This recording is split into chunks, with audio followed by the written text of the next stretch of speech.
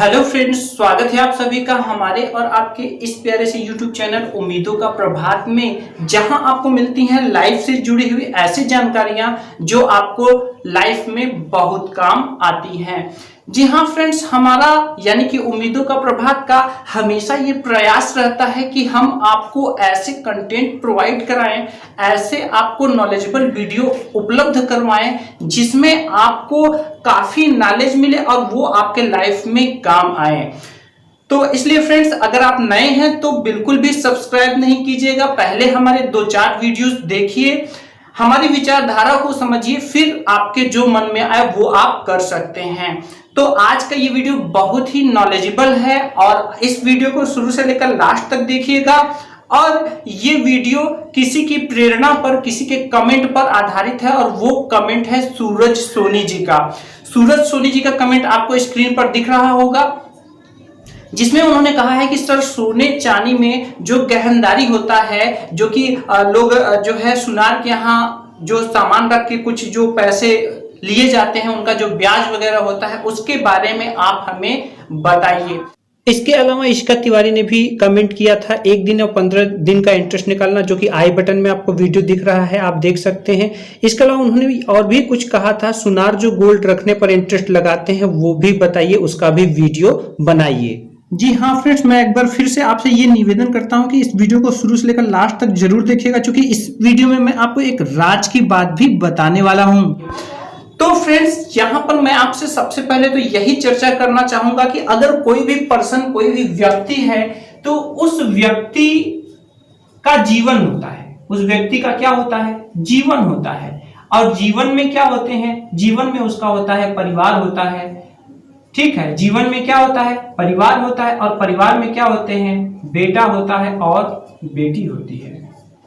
कोई भी व्यक्ति है, अगर आप स्टूडेंट हैं तो आगे आने वाले समय में आपको ये फेस करना पड़ेगा, और अगर आप एक गृहस्थ हैं तो आप ऑलरेडी ये फेस कर रहे होंगे। व्यक्ति के जीवन में परिवार होता है, जिसमें बेटा होती है और बेटी होती है। अच्छा, और एक बहुत बड़ी जिम्मेदारी होती है क्या, इनकी शादी की। बेटे की भी शादी की जिम्मेदारी होती है और बेटी की भी शादी की जिम्मेदारी होती है।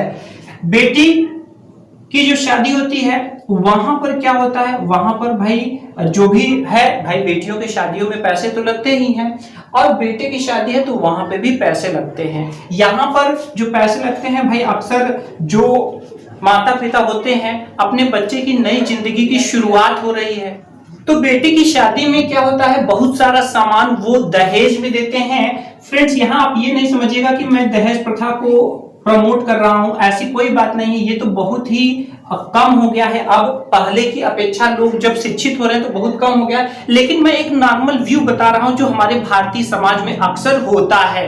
तो बेटी की शादी में वो नया जीवन बेटी का शुरुआत होता है, तो उसको वो जो भी गृहस्थ के होते हैं बहुत सारे सामान देते हैं। और बेटे की शादी में क्या होता है, आने वाली नई बहू के लिए क्या सबसे पहला काम तो यही होता है क्या, कि गहने, आभूषण, ज्वेलरी, ठीक है, ये बनवाए जाते हैं, तभी शादी की बात सोची जाती है। सबसे पहले बेटे की शादी की बात जब आती है तो गार्जियन यही सोचते हैं कि हमें सबसे पहले आने वाले बहू के लिए क्या बनवाने हैं, गहने बनवाने हैं। जिस तरीके से लड़की वाला दहेज देता है कि जो कि नया जीवन उनका शुरू हो रहा है, तो वो सारी चीजें उनको जरूरत लगेंगी, तो लड़के वाला क्या सोचता है कि अगर मान लीजिए कि इनके जीवन में अगर कोई विषम परिस्थिति आए, अगर कोई विपत्ति आ जाए, तो वहां पर ये क्या करेंगे कि इनके पास अगर मान लीजिए ये गहने हैं, तो ये गहने एक कैश का काम करेंगे, जो कि वेल्थ, धन का काम करेंगे। और वो अगर चाहें तो इसको सुनार के यहाँ रख के वहां से पैसे भी वो ले सकते हैं और अपने संकट से बच सकते हैं। तो देखिए, ये जो नॉर्मल व्यू होता है जो हमारे भारतीय समाज का, वो मैंने आपके सामने रखने की कोशिश की। अच्छा, अब देखिए यहीं पर हमारा ये आज का पूरा वीडियो है। तो आइए अब हम इसको समझते हैं कि ये क्या है, रहनदारी क्या होता है। तो चलिए मैं इसको रेज कर देता हूँ। देखिए, होता क्या है, होता ये है जैसे मान लीजिए कि कोई विषम परिस्थिति आ गई, हमने अपने मित्रों, रिश्तेदारों और जो रिलेटिव्स हैं उनसे हमने संपर्क किया कि भाई मुझे पैसे की जरूरत है और मुझे चाहिए, और वहां से हमें कोई सहायता नहीं मिली। तो ऐसे में क्या होता है, जो हमारे पास ये जो यहाँ पर जो बेटे की शादी में जो आभूषण जो बनवाए गए थे, तो वो क्या करता है अगला व्यक्ति कि वो मान लीजिए ये मैं हूं, ठीक है, ये मैं हूं और ये क्या है, सुनार है, ये क्या है, सुनार है, यानी कि जो पैसे या सोने चांदी का जो काम करते हैं, ठीक है। तो अब देखिए क्या होता है, ये मैं हूं, ये सुनार है, मैं क्या करूंगा, मैं इसको अपने यहाँ के आभूषण दूंगा, मैं इनको अपने यहाँ के क्या दूंगा, आभूषण दूंगा, और ये क्या है, आभूषण, मैंने आभूषण जो है इनको मैंने दे दिया, इनको मैंने आभूषण दे दिया, और इसके बदले में ये मुझे क्या देंगे, ये मुझे देंगे कुछ पैसे देंगे, क्या देंगे, कुछ पैसे देंगे या रुपए देंगे, ये क्या देंगे, मुझे रुपए देंगे, ठीक है। अच्छा, अब इसमें देखिए होता क्या है, इसमें होता ये है कि जैसे मान लीजिए कि मैंने 1 लाख रुपए का ज्वेलरी मैं सुनार के पास लेकर गया, कितने का लेकर गया, इसकी जो वर्थ है मेरे हिसाब से वो कितनी है, ये मेरे हिसाब से ये है 1 लाख रुपए, कितने हैं, 1 लाख रुपए की ज्वेलरी मैं कहां ले गया, सुनार के पास ले गया।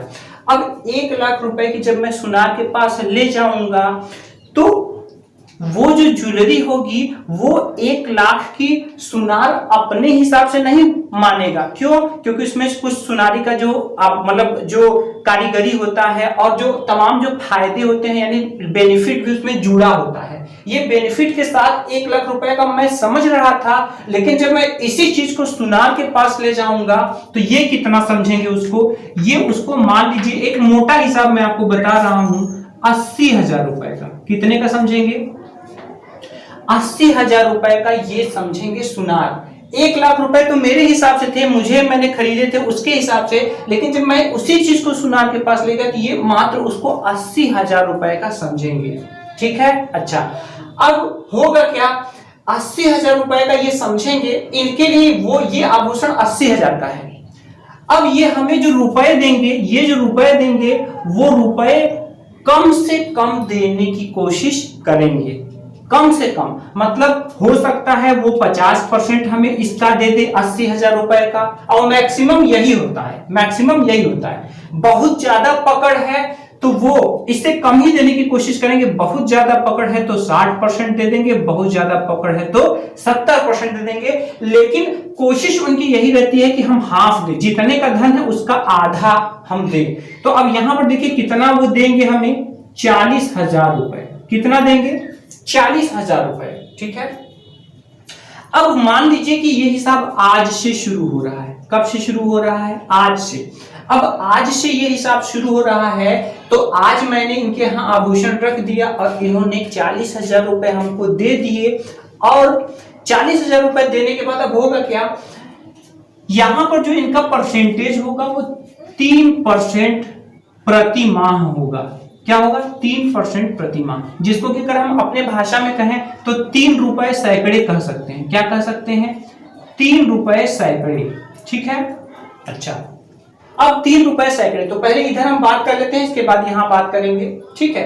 तो देखिए यहां पर ये जो 3 रुपए सैकड़े ये दे रहे हैं, ये हर महीने हमें इनको देना पड़ेगा। भाई मैंने ले लिया, इस पैसे को मैंने यूज में ले लिया, अब इस पैसे को मैंने यूज में ले लिया, तो अब आज से ठीक 1 माह बाद, आज से ठीक 1 माह बाद मुझे इनको कितना देना पड़ेगा, 40,000 रुपए का 3%, 40,000 रुपए का 3%। और इसका परसेंट निकालना था, मैंने 60 फार्मूला आपको बताया था, क्या कि जितना अमाउंट है उसमें पीछे से आप 2 जीरो हटा दीजिए और जितना परसेंट है उसका गुणा कर दीजिए, मतलब कि 1200 रुपए हमें इनको देना पड़ेगा। कितना देना पड़ेगा हर महीने, 1200 रुपए हमें इनको देना पड़ेगा।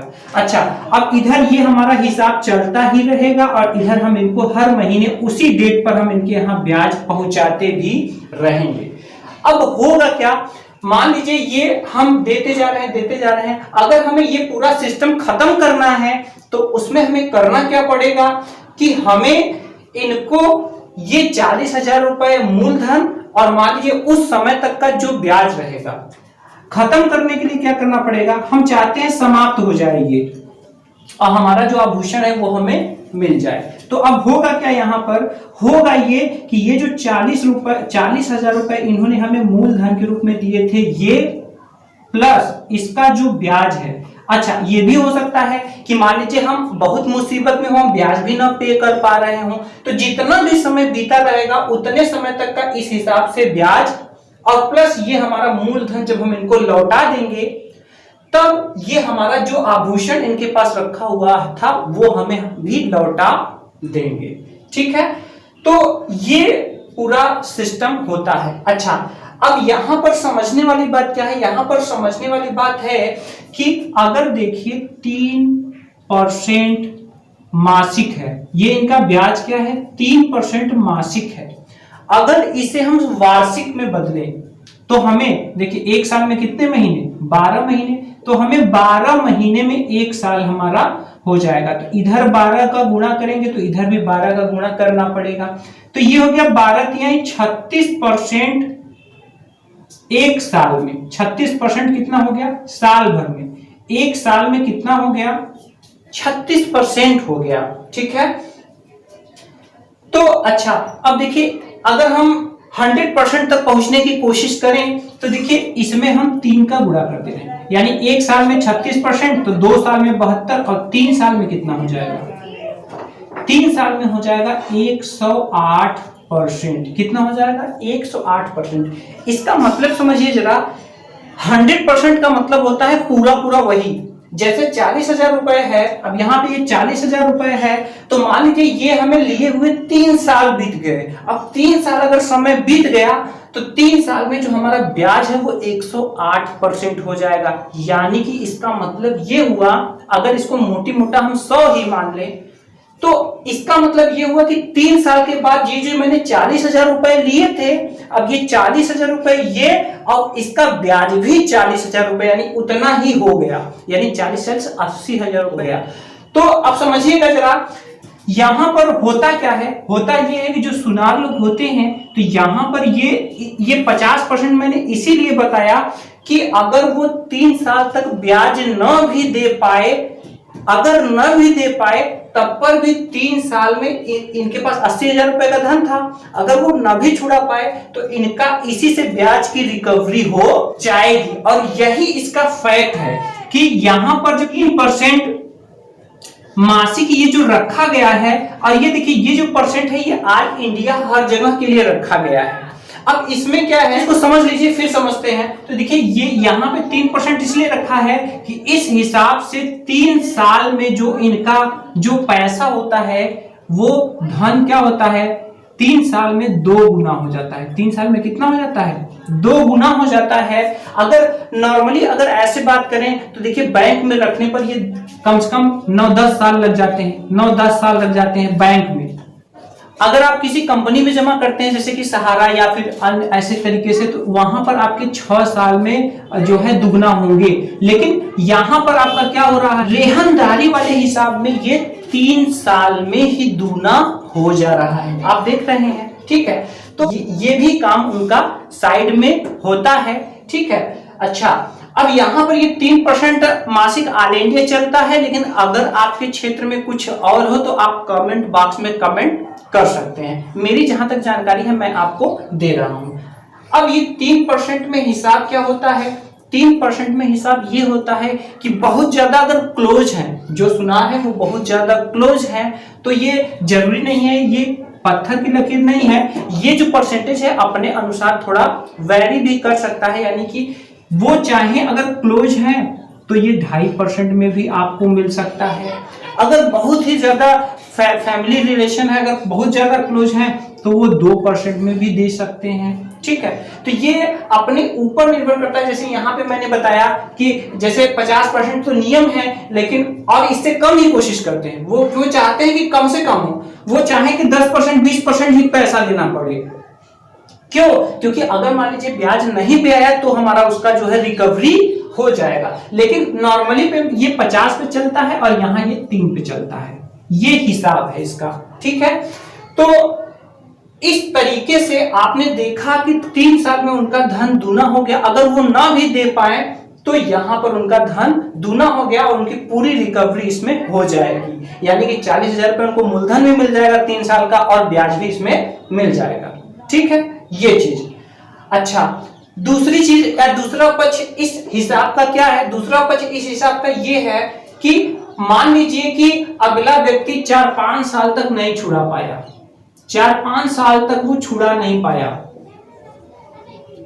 4-5 साल तक वो छुड़ा नहीं पाया। ठीक है, तो जब 4-5 साल तक वो अपना धन छुड़ा नहीं पाया और मान लीजिए ऐसा किसी के साथ ना हो, लेकिन मान लीजिए वो गुजर गया, यानी जिसने ये हिसाब करके यानी जो लेन देन हुआ था वो व्यक्ति है ही नहीं, उसका बेटा है, तो वो क्या है कि अपने पिताजी के गुजरने के बाद क्या होगा, वो खोजते खोजते आएगा सुनार जी के पास, यहाँ पर आएगा।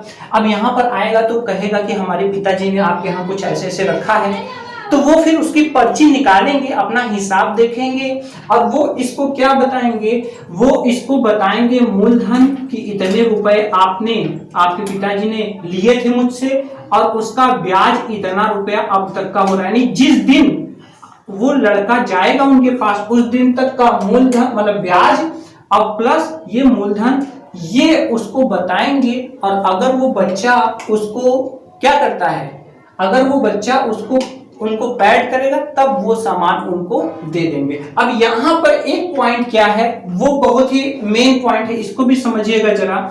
यहाँ पे मेन पॉइंट ये है कि कभी कभी क्या होता है, मान लीजिए सोने का दाम 3-4 साल बढ़ा नहीं, सेम लगभग वैसे ही रहा, तो कभी कभी क्या होता है, जैसे यहाँ पे मैंने आपको बताया कि 3 साल में आपका धन दुगना हो जाएगा, यानी 3 साल में ब्याज जितना लिया था, यानी 40,000 जो लिया था 40,000 ब्याज भी हो गया है। ठीक है, अब अगर मान लीजिए 4-5 साल में वो गया तो आप समझिए कि ब्याज, मान लीजिए कि ये 40 मूलधन था, 3 साल में दूना हो गया ना, 40 मूलधन और 40 ब्याज। मान लीजिए 4-5 साल में गया और उसका 90,000 से लेकर 1 लाख रुपए तक मान लीजिए आ रहा है।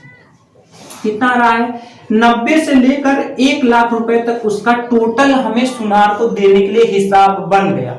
ठीक है, तो अब ये बच्चा क्या है, ये जो बेटा है जो गया था लेने के लिए, ठीक है, अब देखिए ये 90,000 1 लाख रुपए तो उसको टोटल मूल और ब्याज जोड़ के देना है, और उसको जो सामान जो मिलेगा, जो सुनार वापस करेगा, उसका कीमत है 80,000 रुपए।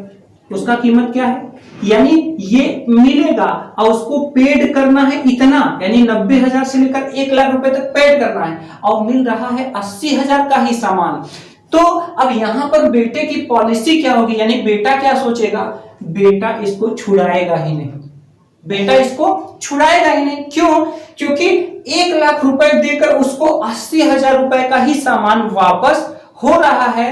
तो ये जो इधर वो 1,90,000 से 1 लाख रुपए जो इसको पैड करेंगे सोनार को, तो इनकी बेटे की क्या पॉलिसी होगी कि जब हम 1 लाख रुपए दे रहे हैं, 80,000 का ही सामान मिल रहा है, तो क्यों ना हम इधर छोड़ दें, इधर भूल जाएं इसको, हम मार्केट से बाजार से हम अगर जा रहे हैं बाजार में तो बाजार से ही हम 80 का माल ले रहे हैं। ठीक है, तो इसको बेटे को क्या होगा, बेनिफिट होगा, बेटे को बेनिफिट होगा। ठीक है, तो इस तरह से यहां पर क्या करेगा बेटा, ये सामान अपना छुड़ाएगा नहीं, ये सामान सुनार के ही पास रहेगा और यहां पर बेटा मार्केट से उतने का सामान ले लेगा और ये जो सुनार है वो सुनार को भी, यानी इसमें दोनों को फायदा है, किसी को घाटा नहीं। अगर ये बेटा अपना पैसा देकर वही सामान छुड़ाता है, अगर बेटा सुनार को देकर वही सामान छुड़ाता है तो सोनार को ज्यादा फायदा होगा, अगर नहीं छुड़ाता है तो कम फायदा होगा। लेकिन इसमें अगर नहीं छुड़ाता है तो दोनों को फायदा होगा, इसको फायदा होगा कि वही चीज ये मार्केट से लेगा और इसको ये फायदा होगा कि भाई इसका धन तो दूना 3 ही साल में हो गया, धन इसका दूना तो 3 ही साल में हो गया। तो अगर छुड़ाएगा तो ज्यादा फायदा होगा, अगर नहीं छुड़ाएगा तो कम फायदा होगा। अच्छा, अब मैं यहां पर आपको एक राज की बात बताने वाला हूं। और वो राज की बात क्या है, वो राज की बात इनसे जुड़ी हुई है। किससे? सुनार लोगों के पास से जुड़ी हुई है। वो राज की बात है क्या? देखिए, सुनार लोगों की भी एक आपस में कम्युनिटी होती है, एक संगठन होता है, एक समाज होता है, उनका आपस में भी एक समाज होता है। तो बहुत से सुनार ऐसे होते हैं जो कम पूंजी वाले होते हैं। वो क्या होते हैं? उनके पास कम पूंजी होती है, उनके पास उतना ज्यादा पैसा नहीं होता है कि वो अगर मान लीजिए कोई आभूषण रखा तो उसको वो पैसे दे पाए। तो अब यहां पर समझिएगा, ये थोड़े अंदर की बात मैं आपको बता रहा हूं। वहां पर होता यह है कि ये जो सुनार है, मान लीजिए कि किसी छोटे सुनार के पास मैं गया और ये सामान मैंने रख दिया और उसके पास तो पैसे ही नहीं है, अब हो कैसे? तो वहां पर होता क्या है? वहां पर होता ये है कि ये जो छोटे सुनार हैं जिसके पास ये पैसे नहीं है देने के लिए, तो ये आभूषण लेकर के वो ये रख लेंगे और कहेंगे ठीक है, आप 2 दिन में आइए, मैं आपको व्यवस्था करके दे दूंगा।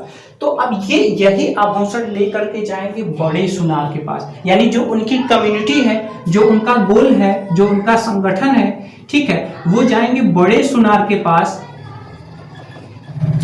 और बड़े सुनार के पास जा करके वो ये आभूषण जो हम इनको दिए रहेंगे, ये बड़े सुनार के पास उसको रख करके, बड़े सुनार के पास ये जो हमने धन दिया था, यहाँ आभूषण दिया था, उसको रख करके वहां से ये उससे पैसे उठाएंगे। ये जो 40,000 रुपए है, इनके पास तो थे नहीं क्योंकि ये कम पूंजी वाले हैं, तो ये बड़े सुनार के पास जाकर के उसको ये आभूषण देकर वहां से पैसे 40,000 रुपए उठा लेंगे और वही पैसे ये लहा करके हमको ये दे देंगे। अब यहां पर समझिए कि यहां पर होता क्या है, अंदर की बात क्या है? अंदर की बात ये है कि जो ये 3% हमसे लेंगे, तो 3% तो हमसे लिए, हम कस्टमर हैं, लेकिन इनका और इनका यानी छोटे सुनार का और बड़े सुनार का जो हिसाब होगा वो होगा 1.5% का। कितने का होगा? 1.5% का होगा। समझ रहे हैं आप? यानी जो 3% नॉर्मल रेट जो होता है ऑल इंडिया, उसका हाफ रहेगा। और ये जो अंदर की बात, जो ये मैं राज की बात आपसे शेयर कर रहा हूं, ये सिर्फ एक दुकानदार ही जानता है। यानी ये बात सिर्फ एक दुकानदार ही जानता है, हम और आप ये चीजें नहीं जानते हैं। तो ये 1.5% के हिसाब से ये बड़ा सुनार छोटे सुनार से, यानी जिसका दुकान है सोने चांदी का, उससे लेगा। अच्छा, अब यहां पर इनकी अपनी पॉलिसी है कि ये 3% के बजाय 2.5% में अगर वो देते हैं, यानी 2.5% में अगर देते हैं, तब पर भी इनको 1% का बेनिफिट हो रहा है। इनको जो छोटे सुनार है, अगर 2.5% में दे रहा है, 1.5% का ब्याज उस बड़े सुनार को देना है, 1% तो हमें बच रहा है। अच्छा, बहुत ज्यादा क्लोज है, अगर मान लीजिए छोटे सुनार से ये जो कस्टमर है बहुत ज्यादा क्लोज है, तो वो चाहे तो 2% भी लगा सकते हैं। यहां पर समझिएगा कि ये जो जिन्होंने बड़े सुनार को दिया है, ये तो उसको 1.5% ही ब्याज दे रहे हैं, लेकिन यहाँ पे 2% कस्टमर से ले रहे हैं, तो फिर भी 0.5% ही उनको बहुत कम प्रॉफिट हो रहा है। तो ये जो परसेंटेज है निर्भर करता है कस्टमर के साथ, ये जो सुनार के साथ कस्टमर का क्या रिलेशन है उस पर निर्भर करता है कि क्या परसेंटेज वो ले रहे हैं। तो फ्रेंड्स, ये था सोने चांदी आभूषण में रेहनदारी का हिसाब की जो हम रख करके जो पैसा मिलता है और उसका क्या प्रोसीजर होता है। ये पूरा प्रोसीजर मैंने आपके सामने आज के इस वीडियो में रखा।